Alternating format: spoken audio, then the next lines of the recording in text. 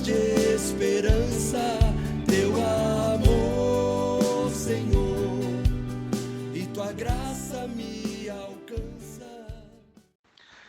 Louvado seja o nosso Senhor Jesus Cristo, para sempre seja louvado. Em nome do Pai, do Filho e do Espírito Santo. Amém. Amados irmãos e irmãs, bom dia. Hoje, segunda-feira, 21 de fevereiro de 2022. Palavra de esperança no ar, chegando até você através do canal do YouTube, muitos também acompanhando pelo WhatsApp. Obrigado a todos que de alguma forma contribuem para que essa evangelização aconteça e chegue a tantos corações. Mais uma semana abençoada, começando na graça de Deus.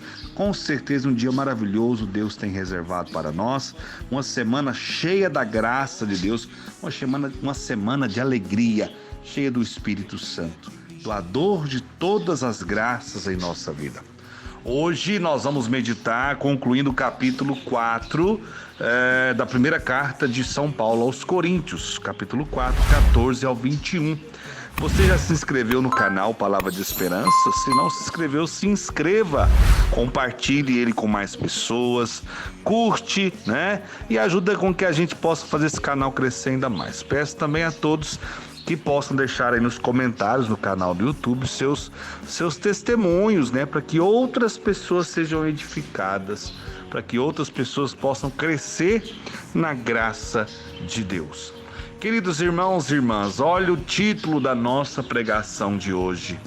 O reino de Deus não consiste em palavras, mas em atos. Ai, gente, que tema maravilhoso, né? Nós vamos ver Paulo dizendo isso nessa conclusão do capítulo 4. O reino de Deus não consiste em palavras, mas em atos concretos, em atitudes, em ações. Orar com ação, oração, orar com ação. Nós precisamos ter uma vida de pessoas que oram, que se colocam na presença de Deus, mas é muito urgente, necessário termos a ação, o gesto concreto. Falar de amor é até muito fácil quando se fala, somente falar. Agora, viver o amor, igual o Evangelho desse domingo nos propõe, amar os nossos inimigos, bateu numa face, oferece a outra. Ai, ai, ai, né? A gente viu lá Davi diante de Saul, ele tinha condições de vingar, de tirar ele da sua frente, né, do seu lugar. E Davi disse: não, eu não posso tocar no ungido do Senhor. Isso é o amor em gestos concretos, o amor que não cobra nada em troca. Será que a sociedade, o mundo, os cristãos de hoje estão conseguindo colocar em prática esse amor? Repito, o reino de Deus não consiste em palavras, mas em atos. Vamos ouvir e meditar a leitura, que tem ensinamentos riquíssimos, lembrando que ela está dando continuidade ao tema da semana passada, quando nós falávamos desse orgulho rebaixado. Paulo, em algum momento, ele faz até com uma certa ironia. E na sexta-feira eu trouxe o tema: estou disposto a sofrer pela causa de Jesus Cristo? Será que realmente eu estou com esse empenho de, pela causa do meu Senhor, eu entregar-me por inteiro? Hoje, aqui na Bíblia Ave Maria, a tradução traz o título Severa Exortação. Severa Exortação. E Paulo começa dizendo assim: não vos escrevo essas coisas para vos envergonhar, mas admoesto-vos como meus filhos muito amados. Com efeito, ainda que tivesses 10.000 mestres em Cristo, não tendes muitos pais. Ora, fui eu que vos gerei em Cristo Jesus pelo Evangelho. Por isto vos conjuro a que sejais meus imitadores. Para isso é que vos enviei Timóteo, meu filho muito amado e fiel no Senhor. Ele vos recordará as minhas normas de conduta, tais como as ensino por toda parte em todas as igrejas.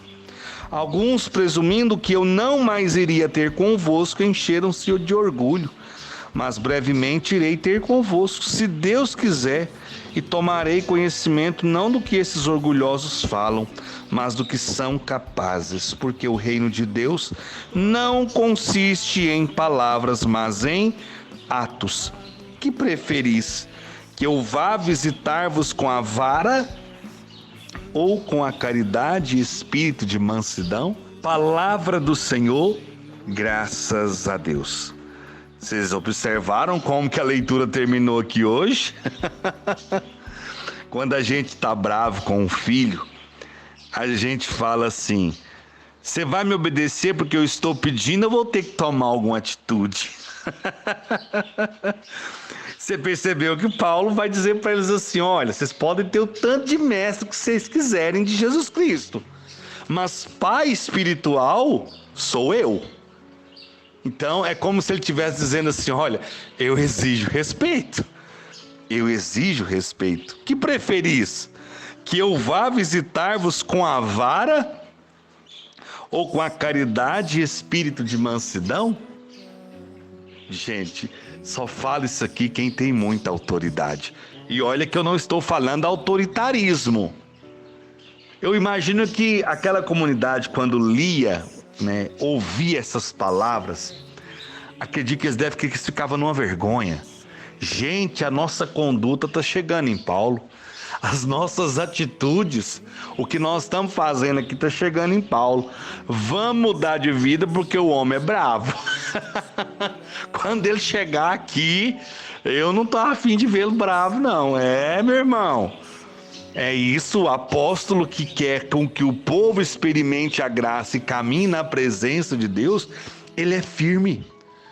Por isso que muitas das vezes é tão belo quando o sacerdote ele mostra ali a sua autoridade.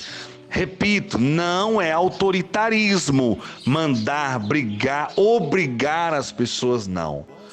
Paulo deixa claro que ele convence as pessoas não é com palavras, mas com as atitudes. Porque Paulo tem uma atitude de coragem que em poucas vezes se vê na Sagrada Escritura.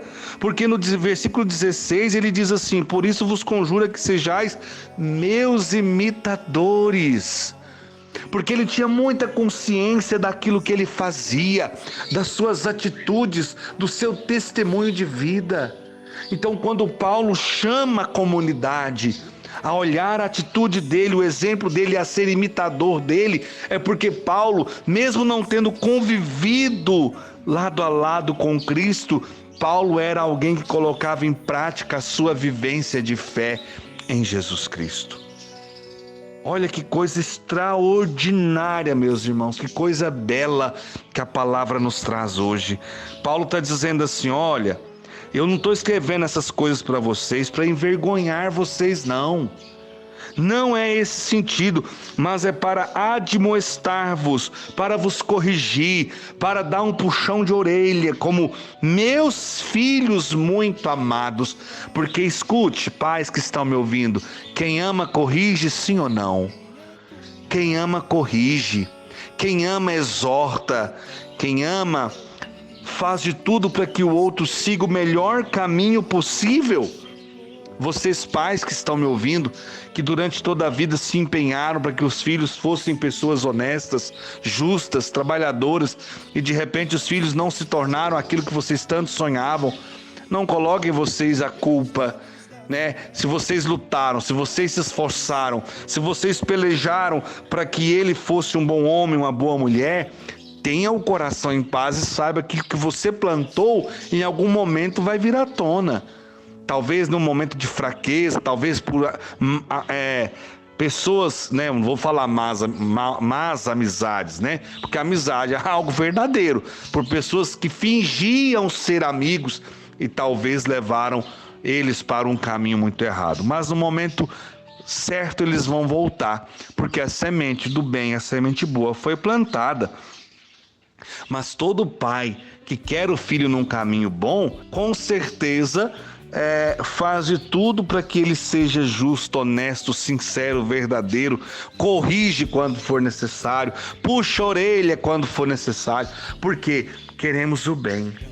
Queremos o bem, que seja uma pessoa de bem para ajudar os outros aos quais ele encontrar. E aí no versículo 15, Paulo diz assim: com efeito, ainda que tivesses 10.000 mestres em Cristo, não tendes muitos pais. Ora, fui eu que vos gerei em Cristo Jesus pelo Evangelho. É claro que Paulo está dizendo no sentido espiritual. Por exemplo, eu tenho pessoas que são muito estimadas por mim, pessoas que eu amo demais e que eu levarei o nome dessas pessoas por toda a minha vida, porque foi graças a elas, a começar pelos meus pais, as minhas primeiras catequistas e professoras. E é claro, depois de um tempo a gente, mesmo caminhando na igreja, mas por um tempo era uma forma muito fria de ser cristão, era uma forma muito fria de ser católico. Até que um dia, em um encontro, eu tive a minha experiência com Deus e daí para frente fui tendo pregadores, formadores, homens e mulheres que confiaram a mim o compromisso, a missão, e com a graça de Deus a coisa foi acontecendo e hoje estou aqui pregando a palavra. Então eu sou muito grato a essas pessoas. Eu tenho como pais espirituais, e a gente às vezes chama de tios, chama também com muito carinho de irmão verdadeiro, que eu sou eternamente grato por tudo que representam para mim. Então, e do mesmo jeito, de forma muito humilde eu digo isso, porque já me disseram, para muitos eu também tenho contribuído para de alguma forma fazer com que eles cresçam na espiritualidade. Isso muito me alegra meu coração. E Paulo sente essa alegria em dizer que ele é o pai espiritual daqueles homens e mulheres.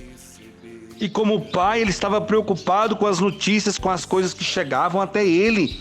E ele vai dizer no versículo 16, por isso eu vos conjuro a que sejais meus imitadores. Olha as coisas que eu tenho feito, olha o que eu preguei para vocês, as notícias que vocês recebem de mim e a forma que eu vivo.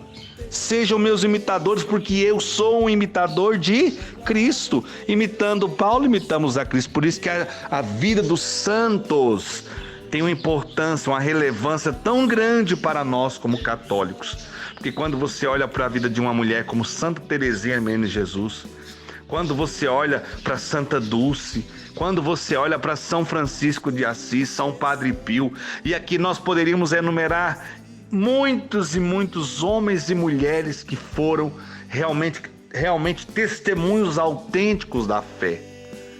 E aí sim, Paulo chama essa atenção de cada um de nós, e é a mesma que eu quero falar com você. Sede meus imitadores, já dizia São Paulo.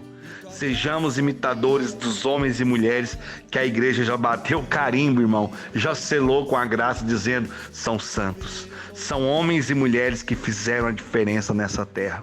Quando você imita, por exemplo, as atitudes de São Padre Pio, você está imitando as atitudes do próprio Jesus Cristo, porque foi um homem que amou demais e deixou tanta coisa preciosa para nós. E todos os demais que eu citar, eu particularmente sou apaixonado por São Padre Pio e muito apaixonado por São João Paulo II. Essas são as minhas devoções, aqueles que eu estudo, eu leio, eu tento conhecer o máximo da história, porque para mim, ler a história desses santos é saber que eles foram homens apaixonados pela causa de Jesus Cristo, e eu peço a eles a intercessão constantemente para que eu também seja. Então, fazer parte da Igreja Católica, conhecer a vida dos santos, isso nos enriquece de uma forma grandiosa. Queridos irmãos, procure, se você tem um santo de devoção, procure conhecer a história, procure ler um bom livro que conte a história desse santo. Se tem algum filme, veja o filme, porque isso vai com certeza fazer a sua fé aumentar cada vez mais em Jesus Cristo, com toda certeza. Porque eles são setas indicando, ele é o caminho. Vejam ele em mim, mas não parem em mim, sigam a ele. Busquem a ele. E é isso que Paulo está dizendo. Sede meus imitadores, porque imitando as minhas atitudes, vocês estarão imitando a atitude do próprio Jesus Cristo. Meu Deus, que coragem, que santidade, que luta para que o nome do Senhor chegasse a todos os corações. Olha só, agora o versículo 17. Para isso é que vos enviei Timóteo, quer dizer, alguém da confiança de Paulo. Meu filho muito amado e fiel no Senhor, alguém que foi formado, preparado por ele, para também assumir a missão. Então Timóteo estava ali, era como se o próprio Paulo estivesse, no sentido da espiritualidade, no sentido da missão, no sentido daquilo que ele representava. E aí ele ainda vai dizer: ele vos recordará as minhas normas de conduta, pois tais como as ensino por toda parte em todas as igrejas. Olha, Paulo deixando bem claro que esse ensino, ele é uno, ele é uniforme, ele é na unidade, ele é de forma única para todos aqueles aos quais, onde ele pregava e onde ele anunciava. Ele vos recordará as minhas normas de conduta, o meu testemunho, tais como eu ensino por toda parte em todas as igrejas. Quanta riqueza, meu Deus! Quanta coisa linda que essa leitura traz ao nosso coração. Continuando, versículo 18 diz: alguns, presumindo que eu não mais iria ter convosco, encheram-se de orgulho. Mas brevemente irei ter convosco. Se Deus quiser, e tomarei conhecimento não do que esses orgulhosos falam, mas do que são capazes. Olha só, aqui o tom já muda.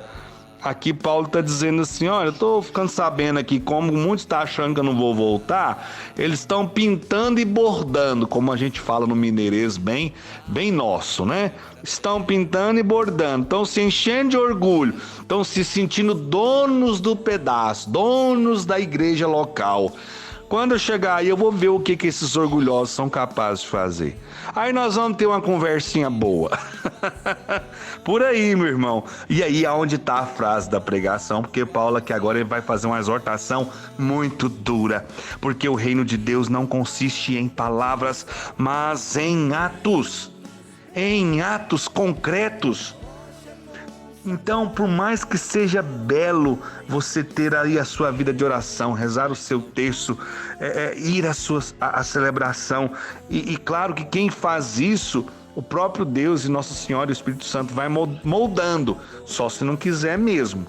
Eu não acredito que alguém que reza o terço todo dia, que confessa, que vai na missa todo dia, que tem uma vida realmente íntima com Deus, eu não acredito que não se converta. Misericórdia! Se não mudar de atitudes, né? Por quê? Porque Paulo vai dizer: não adianta somente falar se não tiver a prática, se não tiver a caridade, se não tiver o perdão, se não tiver a humildade de partilhar com os outros os carismas, os dons que Deus te deu. Porque tudo isso faz parte dessa grande obra de evangelização. O reino de Deus não consiste em palavras, mas em atos concretos. Colocar a vida a serviço, colocar a vida à disposição do Senhor. Porque o reino de Deus não consiste em palavras, mas em atos. E ele termina dizendo: que preferis? Que eu vá visitar-vos com a vara ou com caridade e espírito de mansidão? Vamos continuar ouvindo essa leitura, meditando sobre ela, e vamos ver o que vai acontecer. Será que Paulo vai até eles de que forma, hein? Com a vara ou com a caridade e o espírito de mansidão? João, mas um homem de Deus? Sim.